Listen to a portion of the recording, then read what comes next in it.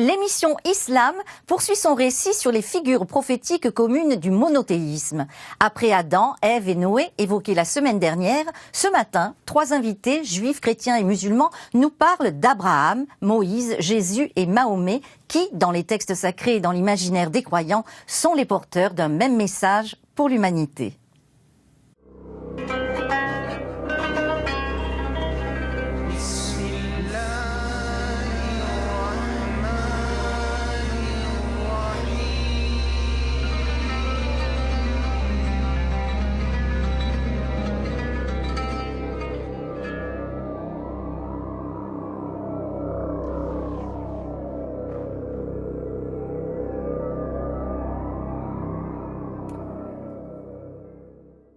Madame, Monsieur, bonjour. Bienvenue sur le plateau de votre émission Islam.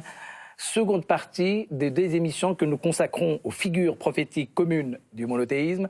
Aujourd'hui, nous allons continuer à raconter ce récit des origines. Pour en parler, j'ai le plaisir de vous présenter les 3 invités. Pierre-Henri Salpati, bonjour. Vous êtes réalisateur et vous êtes spécialiste de l'histoire et de la culture hébraïque. À côté de vous, frère Emmanuel Pisani, bonjour. Bonjour. Vous êtes frère dominicain et vous êtes directeur de l'Institut des sciences et théologie des religions à Paris. À côté de vous, Abdelhak Derdoni, bonjour. Vous êtes astrophysicien et directeur de l'Institut des hautes études islamiques. Alors messieurs, avant de revenir vers vous pour précisément présenter ces figures dont je viens de parler, je vous invite à regarder avec nous ce document qui nous a été préparé par Boualam Gueritli. Le monothéisme se caractérise par la foi en un Dieu unique. Le judaïsme, le christianisme et l'islam ont en commun plusieurs figures prophétiques. Une chrétienne, un juif et un musulman, acteurs engagés du dialogue interreligieux, nous parlent de ces figures qui les unissent. Selon Abraham, quelle est la foi monothéiste? Quel est le fondement d'une communauté humaine? Quand il établit sa femme Agar et son fils Ismaël à la Mecque actuelle, il fait une prière. Il dit à Dieu, voilà, j'ai établi une partie de ma famille dans cette vallée déserte, sans culture. Ben, on peut comprendre déserte de spiritualité comme déserte de fruits matériels, afin qu'il soit assidu à établir le lien avec toi. Le mot salat, en arabe, ne veut pas dire seulement la prière rituelle, ça veut dire maintenir le lien. Dieu fait la prière sur les humains et les anges aussi. Les humains font la prière vers Dieu. Et le prophète aussi fait la prière sur les humains, c'est-à-dire c'est souhaiter que ce lien d'amour avec le Créateur soit toujours vécu. Donc pourquoi Abraham a établi une partie de sa famille là, en exil en somme? C'est afin qu'il soit assidu à rétablir le lien avec Dieu. Et après il dit à Dieu que des cœurs des humains se penchent vers eux. Là nous avons le fondement de toute communauté humaine qui mérite ce nom. Que les cœurs soient apprivoisés et mis à l'unisson. Abraham est arrivé à un moment charnière, inspiré par Dieu, bien évidemment. Donc Dieu lui a donné sa place dans les Écritures saintes. Et je pense que c'est une inspiration pour tout le monde. C'est pour ça que dans la liturgie juive, quand on s'adresse à Dieu, on dit Dieu d'Abraham, Dieu d'Isaac et Dieu de Jacob. Et la question toute simple, c'est pourquoi on ne dit pas Dieu d'Abraham, d'Isaac et de Jacob? Pourquoi cette répétition? Dieu d'Abraham, Dieu d'Isaac et Dieu de Jacob. Et la réponse est simple, c'est que à la manière d'Abraham, il faut réacquérir Dieu par soi-même. Donc il faut réacquérir la foi. Ça ne suffit pas juste d'acquérir, de continuer cette pratique religieuse par habitus, voilà, parce que la famille est comme ça, parce que je viens d'un tel pays, alors je continue telle pratique. Non, pas du tout. À l'image d'Isaac, Isaac, le fils d'Abraham, Isaac s'est réapproprié le monothéisme aussi par lui-même, pas à cause de son père, mais par son propre, j'allais dire, initiative ou méditation spirituelle. J'aimerais revenir sur Abraham, quand Dieu lui dit « lève-toi ». Et en fait, dans le texte hébreu, n'est-ce pas Gabriel? Lève-toi pour toi. Donc c'est un peu redondant, mais lève-toi pour toi. Il y a une dimension de solitude. Abraham doit se lever et rencontrer Dieu seul. C'est seulement quand on a rencontré Dieu seul qu'on peut en revenir et témoigner. Mais il faut une retraite. Lève-toi, quitte ton pays, quitte ta famille et quitte la maison de ton père. Donc il y a vraiment une progression, merci Gabriel. Le pays, la famille, la maison du père, enfin, il faut tout quitter, il faut se retirer pour rencontrer Dieu. La figure d'Abraham apparaît aussi dans une sorte d'éthique incroyable. Il lui dit, voilà, les idoles ont égaré beaucoup de personnes, beaucoup de tes créatures. Tu m'envoies vers eux, vers ces gens, je vais leur parler de toi.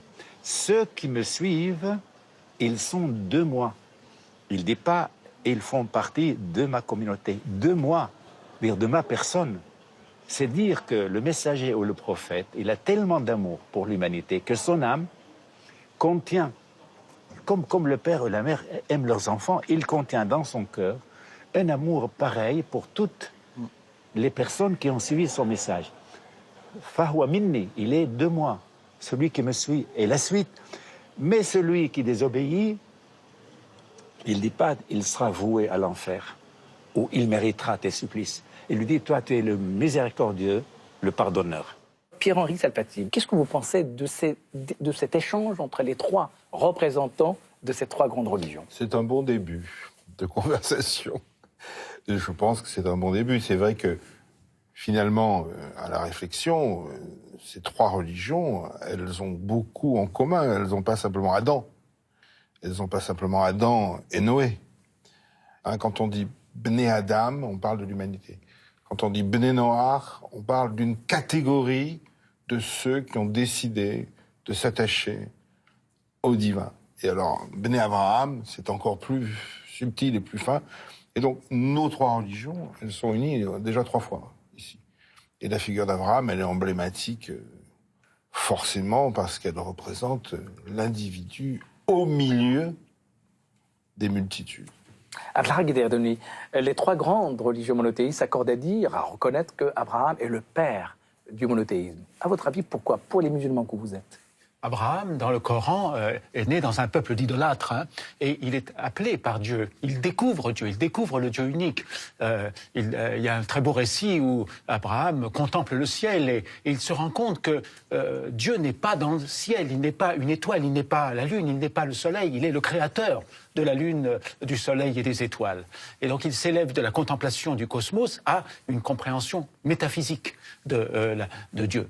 Et donc il doit quitter ce peuple d'idolâtres, il brise les idoles, il s'en va, il s'exile, et il est donc le premier à être un pur croyant, dit le Coran, Hanif, et il va être le premier à être appelé du nom de musulman, c'est-à-dire de remis entre les mains de Dieu, de pacifier entre les mains de Dieu. Alors, comment on peut, d'une certaine façon, s'accorder sans pour autant être un peu dans la rivalité religieuse, si j'ose dire? En fait, la figure d'Abraham, c'est en fait une progression. Je vous disais Adam, Noach, Abraham. C'est, quand vous lisez le texte de « Va vers toi », ce que disait la jeune femme en hébreu, on dit « Lech lecha ». Va au fond de toi. Et regardez comment l'ordre des choses est fait. On dit effectivement, pars de ton pays, pars de ta famille, pars de la maison où tu es. Mais quelqu'un qui est parti de son pays est parti forcément de sa maison. On aurait dû dire, pars de ta maison, pars de ta famille et pars de ton pays, en troisième.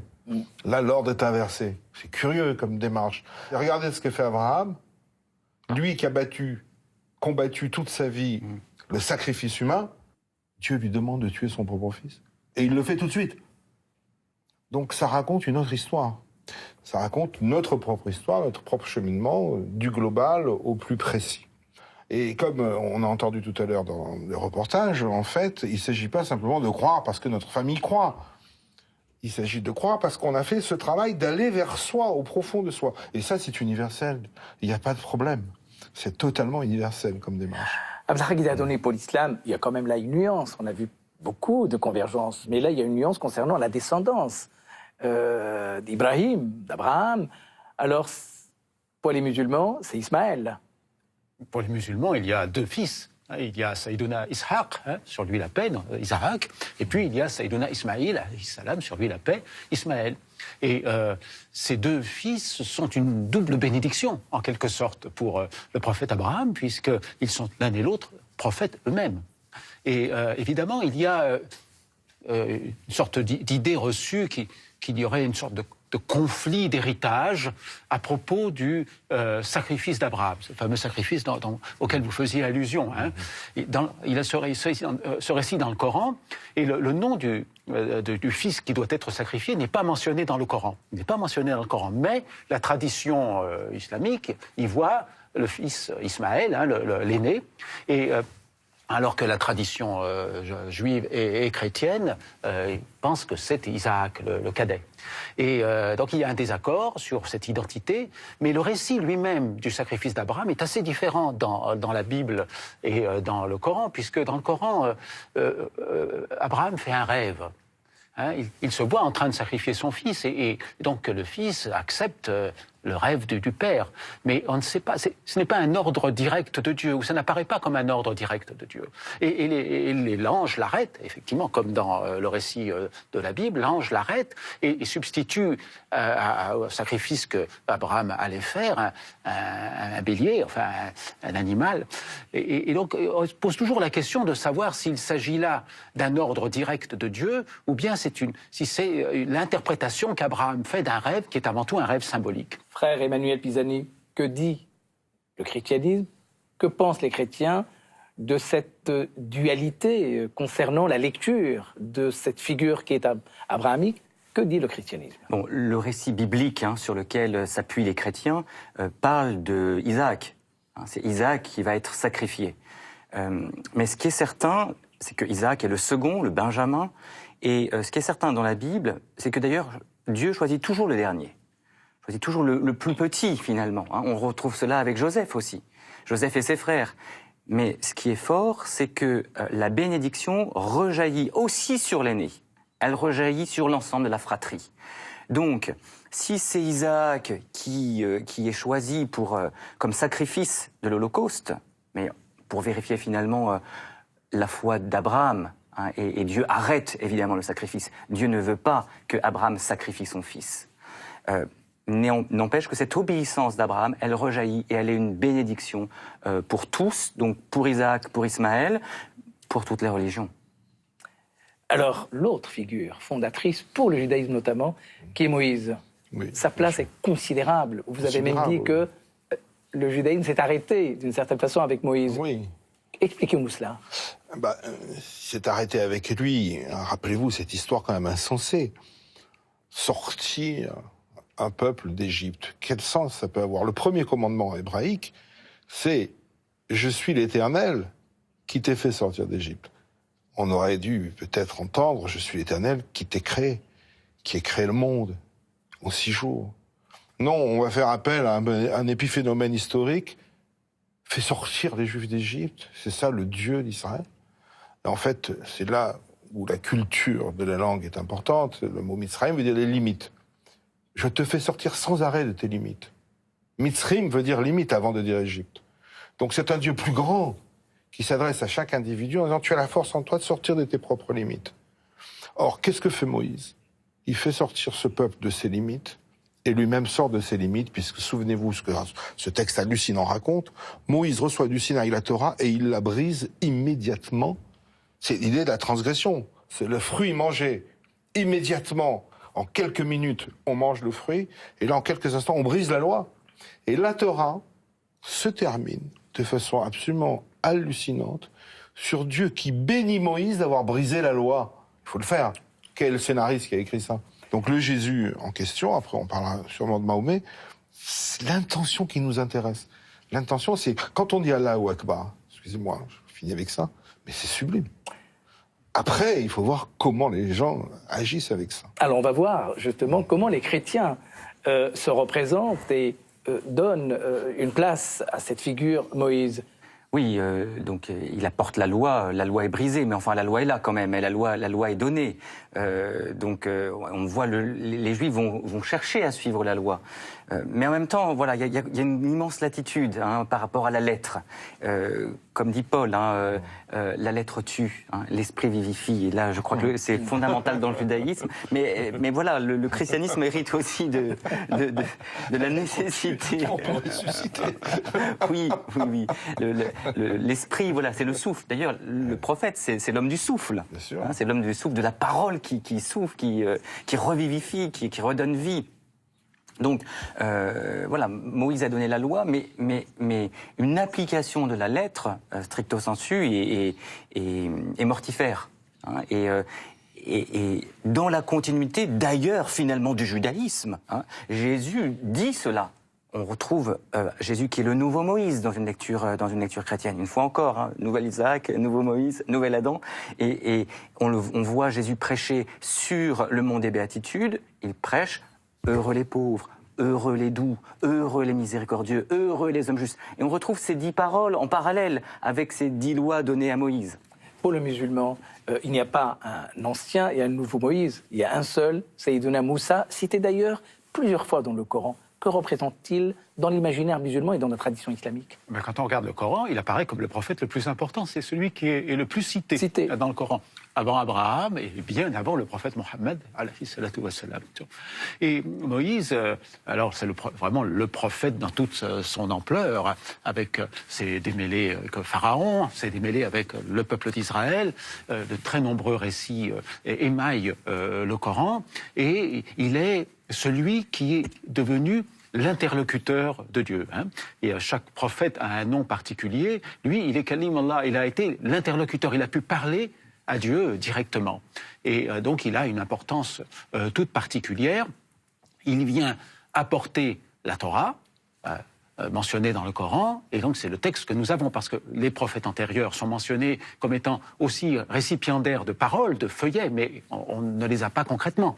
Moïse a apporté la Torah, et la Torah, nous l'avons, elle est lue, elle était connue au temps des premiers musulmans. Donc il a une très grande importance, et il inaugure finalement ce cycle des 3 grandes religions, avec, donc après Abraham, dont on a parlé tout à l'heure, avec Jésus, et puis avec le prophète Mohammed. Troisième figure qui est centrale dans l'histoire des religions et surtout du christianisme, Jésus. Comment se présente Jésus dans la tradition chrétienne? Fondamentalement, Jésus se présente comme l'accomplissement des prophéties. Et en ce sens, tout l'Ancien Testament est déjà une annonce, une préfiguration du Messie, de Jésus. Voyez par exemple, on parlait d'Isaac il y a 20 secondes. Isaac, c'est lui qui va porter le bois qui servira à l'Holocauste sur son dos. Et on retrouvera Jésus qui porte le bois qui servira à la crucifixion, le bois de la croix. Donc il y a tout le temps un parallèle. Donc tout l'Ancien Testament converge progressivement de plus en plus avec les écrits prophétiques sur la figure d'un Messie qui va venir réconcilier l'humanité, qui va venir sauver l'humanité, qui sera le nouvel Adam. Et donc les chrétiens ont reconnu Jésus comme étant cette figure du Messie annoncée par les Écritures. Allah Guiderdoni, le prophète Jésus est un prophète reconnu, il est vénéré dans la tradition islamique, cité plusieurs fois dans le Coran, mais l'islam ne reconnaît pas la notion de la Trinité. Pourquoi? En fait, Jésus est le Christ aussi pour les musulmans. Il est Al-Masih, il est le Messie. Hein. Il est né de la Vierge Marie de façon tout à fait miraculeuse. Il est une parole de Dieu, donc il est d'un certain point de vue la manifestation du Verbe. Mais les musulmans ne disent pas que Jésus, le Christ, est le Fils de Dieu. S'ils le disaient, ils seraient chrétiens. Voilà. Donc providentiellement, il y a une 3e religion qui est apparue et qui se différencie de la religion précédente par cette non-affirmation de la divinité du Christ, de la Trinité, de l'incarnation et de toute la théologie chrétienne. Et le Christ est un enseignant de l'Esprit. Il est, je l'ai dit, parole de Dieu et esprit de Dieu, Ruh Allah. Et il vient manifester la parole de Dieu d'une façon tout à fait particulière, par des miracles et par un degré de sainteté éminent. Ce qui fait que dans l'islam, et ça c'est peu connu, le prophète Mohammed avait l'habitude de dire que le prophète le plus proche de lui, c'était Jésus le Christ. Et évidemment, peut-être que les chrétiens ne seront pas d'accord avec cela, mais il y a une grande proximité entre la venue de Jésus le Christ et la venue du prophète Mohammed. Alors, Pierre-Henri Salfati, je pense que sur la question de Jésus, vous avez beaucoup de choses à nous dire concernant la lecture du christianisme, car Jésus a d'abord été juif. En fait, oui. Et le Jésus dont certains rabbins peuvent parler, c'est un juif de la synagogue. Mais pour ce qui est de Jésus et puis de Mahomet, si vous voulez, dans la vision la plus bénéfique, c'est la suite logique de l'ouverture à l'humanité. On n'a pas à rester, si vous voulez, entre nous. C'est ça, Jésus. On n'a pas à rester entre nous. Pourquoi on ne partagerait pas avec le reste de l'humanité ce qui est, et la vraie discussion théologique, rabbinique, c'est en fait, Paul est allé trop vite. C'est le seul reproche des rabbins de son temps, tu vas trop vite. Tu veux gagner du temps en rendant universel ce qui est encore spécifique. Donc, ce qui veut dire que si l'intention est bonne, au final, ça sera bien. Alors, si Moïse est une figure emblématique, voire interlocuteur de Dieu, le prophète de l'islam, Mohammed, est considéré comme le dernier des prophètes dans la tradition islamique.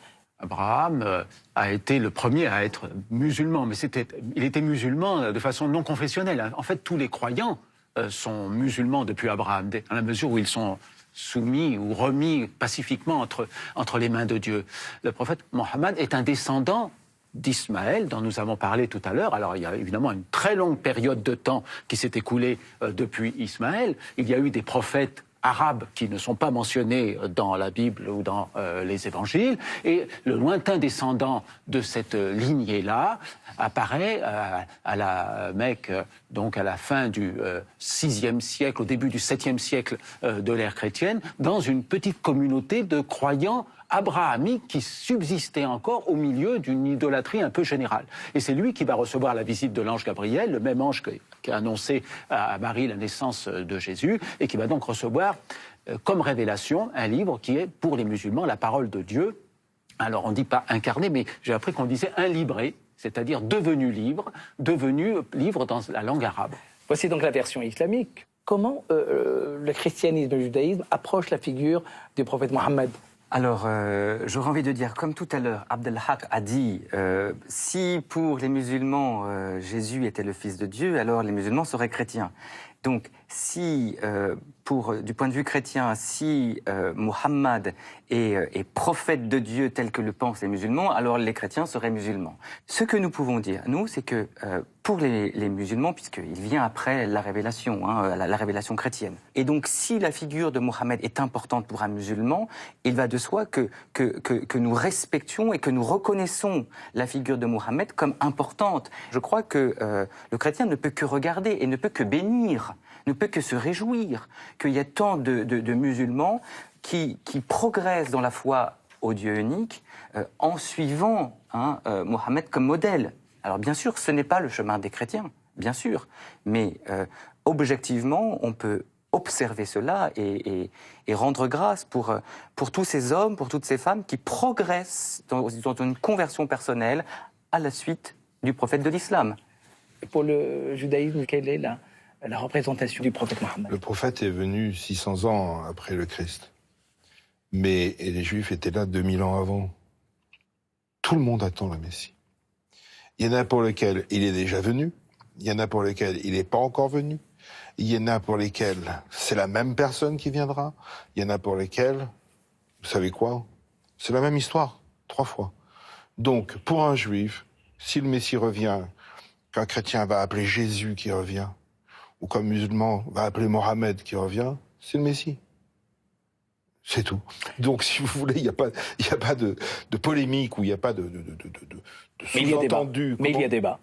Il n'y a même pas débat. Là, il n'y a pas débat. C'est-à-dire qu'en fait, le discours de Dieu qui se révèle au monde, il passe par tous les chemins que vous voudrez. Il n'y a pas débat, c'est clair. Alors, ce qui est aussi plus clair, pardonnez-moi. Parce que pour les musulmans, c'est Jésus qui revient. Le nom du Messie, c'est Jésus. Oui. Et comme pour les chrétiens, même si les figures diffèrent, il y a une attente commune. Et qui est commune aussi avec les juifs, puisque les chrétiens et musulmans disent qu'ils connaissent le nom, les juifs ne connaissent pas. Mais c'est quand même une attente commune. Ça nous rapproche pas tous en même temps. Le débat, il est peut-être aussi dans qu'est-ce que ces figures prophétiques nous disent de Dieu. Et donc, dans quelle connaissance on peut avoir de Dieu à travers ces différentes figures. Et là, je pense qu'il y a une différence. Il y a des différences. Mais ne les voyons pas comme forcément des lieux de polémique. Mais en tout cas, comme des lieux où il y a divergence, mais divergence ne veut pas dire forcément dissension en tout cas, et se mener la guerre. Il y a sûrement divergence, mais il y a au moins un accord fondamental et central, c'est que les trois monothéismes, les trois religions s'accordent sur un seul Dieu, et les trois religions s'accordent à dire qu'elles ont plus de choses à avoir en commun que ce qui les sépare. Nous l'avons vu ce matin avec vous. Merci de nous avoir informés, renseignés et nous a apporté des éclairages. Alors pour compléter cette émission, 100 questions sur Dieu. C'est une revue, Artege Éditions, réalisée sous votre direction, Emmanuel Pisani, aux éditions Artege. Ligne de risque, revue littéraire. Vous avez donc expliqué justement le sens de ce dévoilement du Messie aux éditions multiples. Jean Moutapa, Religion en dialogue, aux éditions Albin Michel. Fawzi Skelli, Moïse dans la tradition soufie aux éditions Albin Michel. Marie et Jésus, contés dans l'islam pour les enfants et leurs parents, par Sabine et Sadek El-Kébir aux éditions de l'Aube. Les enfants d'Abraham, un chrétien, un juif et un musulman qui dialoguent aux presses de la Renaissance. Le pape, l'imam et le rabbin, pape François, Omar Aboud et Abraham Skorka, entretien avec Antonio Spadaro aux éditions Bayard. De Martin Slings, le prophète Mohammed, sa vie d'après les sources les plus anciennes aux éditions du Seuil. Merci de nous avoir accompagnés depuis dimanche dernier. Avant de vous quitter, vous allez retrouver votre rubrique hebdomadaire « Raconte-moi l'islam » et donc le sujet sera les débuts de l'islam. Merci de nous avoir suivis. Rendez-vous dimanche prochain. Au revoir.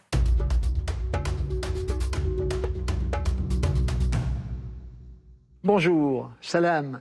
Bienvenue dans votre rubrique « Raconte-moi l'islam ». Dans la rubrique d'aujourd'hui, nous allons évoquer la suite de l'histoire de Mohammed après son mariage avec la riche commerçante Khadija, telle qu'elle est racontée dans la tradition. Le mariage avec Khadija permet à Mohammed de sortir de la précarité dans laquelle il vivait en tant qu'orphelin et lui confère un certain statut social. Les sources islamiques sont peu précises sur ce qui se passa au cours des 15 années qui suivirent ce mariage. Mohammed aurait continué à faire fructifier les affaires de son épouse. Sa réputation de prestance, d'honnêteté et de droiture s'est encore renforcée. En 605, un épisode célèbre de la biographie du prophète montre les notables de la Mecque se disputant pour réparer le sanctuaire de la Kaaba après des pluies abondantes qui ont endommagé les fondations. Il s'agit alors de choisir celui qui va replacer la pierre noire dans l'angle oriental où elle se trouvait. Devant l'impossibilité de désigner l'un d'entre eux, les Qurayshites décident que le premier homme qui apparaîtra sera choisi. Et c'est Mohammed. Il fait alors placer la pierre dans un grand manteau et demande à chacun des notables d'en saisir un pan. C'est ainsi que la pierre noire est transportée vers son emplacement par les notables pour que Mohammed la replace dans sa niche à la base de la Kaaba. Cet événement illustre la sagesse de Mohammed, symbole annonciateur de l'union que réalisera la révélation coranique entre des tribus arabes divisées par des conflits sans fin. 4 filles naissent de l'union entre Mohammed et Khadija. D'abord Zainab, puis Ruqayya, Kulthum et enfin la petite dernière, Fatima Zahra. Ces 4 filles auront un rôle important dans l'histoire de l'islam. 2 d'entre elles, Ruqayya et Fatima, épouseront de futurs califes. Le couple a aussi 2 enfants mâles qui meurent en bas âge, Qasim et Abdallah. Dans la maison de Khadija vivent d'autres membres de la famille. Ali ibn Abi Talib, le cousin germain de Mohammed, et Zaïd ibn Haritha, ancien esclave kidnappé enfant et vendu à Khadija qui le confia à Mohammed qui l'affranchit. Zaïd préféra alors rester dans la maison et Mohammed l'adopta comme son fils.